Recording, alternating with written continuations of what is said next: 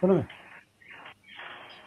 ஓ பன்னீர்செல்வம் வந்து அவர் வந்து பல இந்த அதிமுக வெளியே வந்து எடப்பாடிட்டு வெளியே வந்த பிறகு ஒவ்வொரு நேரத்தையும் ஒவ்வொரு நிலைப்பாடு எடுத்துகிட்டே தான் இருந்தார். ஆனால் ஒருபோதும் அவர் திமுக ஆதரவான நிலைப்பாட்டை கடந்த ஒரு 2 மாதம் வரைக்கும் எடுக்கலை. ஆனால் இப்போ திடீர்னு திமுக இடையில பாராட்டுறதும், அவங்க தான் ஆட்சிக்கு வருவாங்கிற ஒரு ஸ்டேட்மெண்ட் கொடுக்குறதும், பிறகு திருப்பி பார்த்தா அதாவது உள்துறை அமைச்சர் அமித்ஷாவே அதை சொன்னாங்கிற மாதிரியும் ஒரு தன்னுடைய ஸ்டேட்மெண்ட்டுக்கு வலு சேர்க்குற மாதிரி திருப்பி திருப்பி சொல்லிட்டு இருக்கிறதுனால அவர் திமுக அணிக்கு போயிடுவார் அப்படின்னு ஒரு பரவலாக பேச்சு அடிபட்டு கடந்த வாரம் பண்ணும்போது மீண்டும் அந்த இதுலேருந்து விலகிட்டார். வழக்கமான பாராட்டுங்கிற மாதிரி ஒரு ஒரு ஆட்சி வந்து 5 வருடம் முடியும் போது அடுத்த பாராட்டுன்னு சொல்லிட்டு விலகிட்டார். ஏன்னா அவர் வந்து ஒரு ஸ்டெபிள் மைண்டில் இருக்காரா என்பது ஒரு கேள்விக்குறி. ஏன்னா திமுக பாராட்டுற அடுத்த நாளே வேற யாராவது வந்தாச்சுன்னா பேசிட்டாங்கன்னா மாறுறாரா அப்படின்னு கேள்வி எழுது. இன்னொன்று அவர் வந்து டெல்லியில் பாஜக கூட்டணி தலைவருடன் நல்ல ஒரு நெருக்கமான தொடர்பு வச்சிருக்காரு தொடர்ந்து. அதனால அவர் ஏடிஎம்கேல இணையணும்னு சொல்லிட்டு இருந்தார். அவருடைய சொன்னால் கூட எடப்பாடி சைடில் வந்து அவரை வந்து அவரையும் சசிகலா போன்றவர்களையும் கண்டிப்பாக நாங்கள் சேர்க்க மாட்டோம்னு சொல்லிட்டாங்க. தினகரனை கூட சொல்லிட்டு இருந்தார். பட் தினகரன் வந்து பிஜேபியினுடைய முயற்சியின் காரணமாக சேர்க்கப்பட்டார் அப்படித்தான் தெரியுது. ஏன்னா அவர் எல்லாமே பிஜேபி மூலமாக தான் டீல் தொகுதி பங்கீடுலாம் சொல்லும்போது அவங்க முயற்சியாக பண்ணிட்டார். இப்போ அதே பிஜேபி மூலமாக கூட ஓ பன்னீர்செல்வம் வந்து முயற்சி பண்ணியிருந்தாருன்னா ஒருவேளை கட்சியில் இணைஞ்சிருக்கலாம், அல்லது கூட்டணி மாதிரி பண்ணியிருக்கலாம். ஆனால் அவர் வந்து என்னை தனிமைப்படுத்திட்டாங்க அப்படின்னு சொல்ல. ஏன்னா அவர் வந்து கடந்த எலெக்ஷனில் வந்து அவர் சொந்த தொழில நிற்காட்டா கூட ராமநாதபுரத்தில் போய் நின்னா கூட அதிகமான ஓட்டு வாங்கினார். 3 லட்சத்துக்கு மேலே ஓட்டு வாங்கி வாங்கி பண்ணார். அவர் இத்தனைக்கும் அவர் பேரை குழப்பறதுக்கெல்லாம் 5-6 வேட்பாளர்கள்லாம் நிப்பாட்டினாங்க. இருந்தால் கூட அவரால் அதிக ஓட்டு வாங்க முடியுது. இருந்தாலும் தன்னே ஒரு பெரிய இயக்கமாக காட்டிக்கொள்ளாமல் தொடர்ந்து வந்துட்டு இருக்காரு அவர். எந்த இடத்துல ஓபிஎஸ் தவறு செய்தார் அப்படிங்கிற கேள்வியை தானே அவர் எழுப்பி இருக்கிறாரு. கட்சிக்கு நான் என்ன தவறு செய்தேன் அப்படிங்கிறதுக்கு ஆன்சர் பண்ணணும்ல.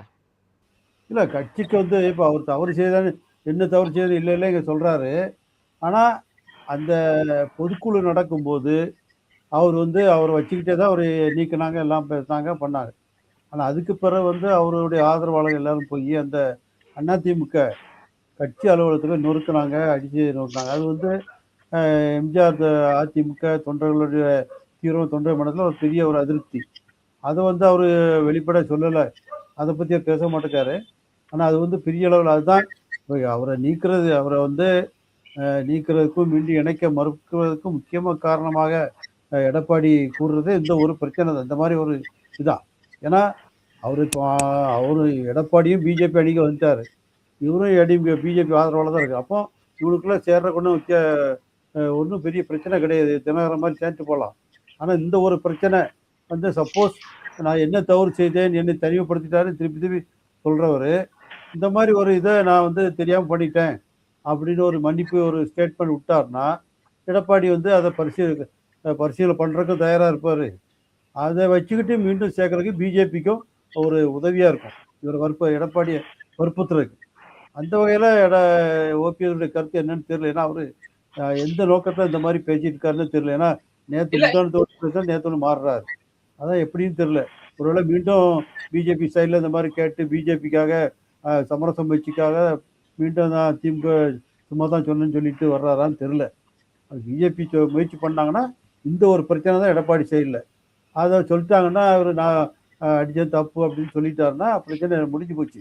சார், இப்போ இந்த இந்த அரசியல் களத்துல ஓபிஎஸ் உடைய தேவையை அதிமுகவுக்கோ திமுகவுக்கோ இருக்கா?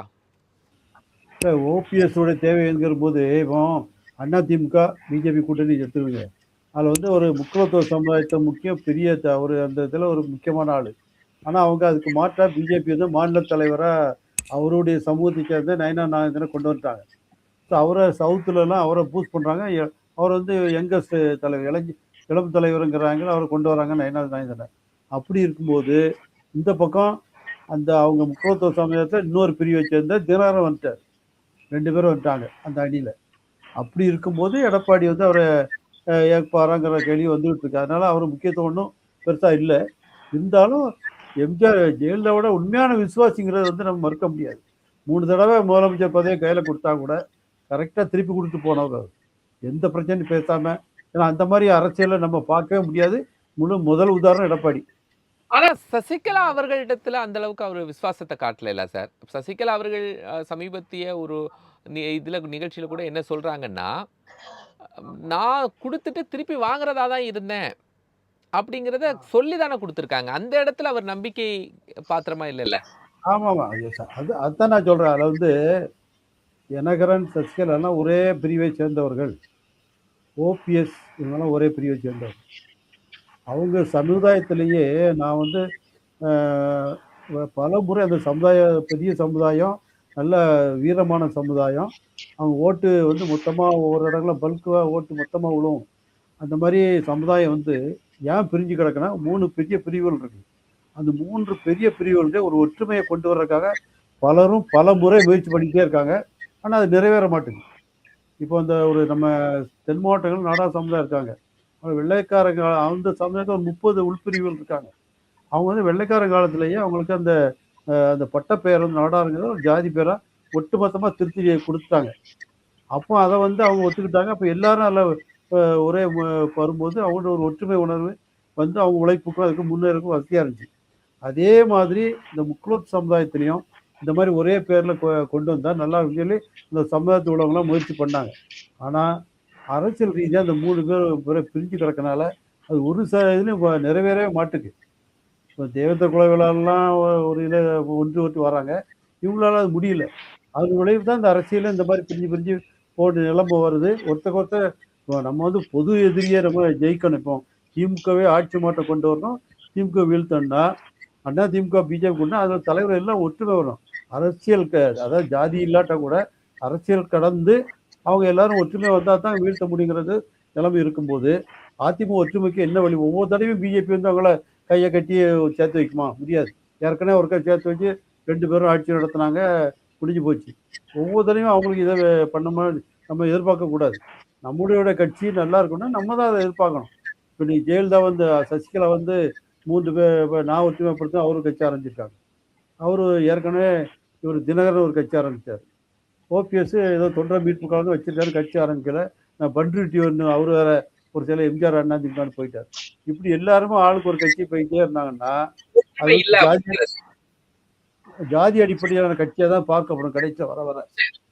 அந்த கருத்துல மாறினா தான் அந்த கட்சிக்கு ஒரு முன்னேற்றமாகவும் இருக்கும். அது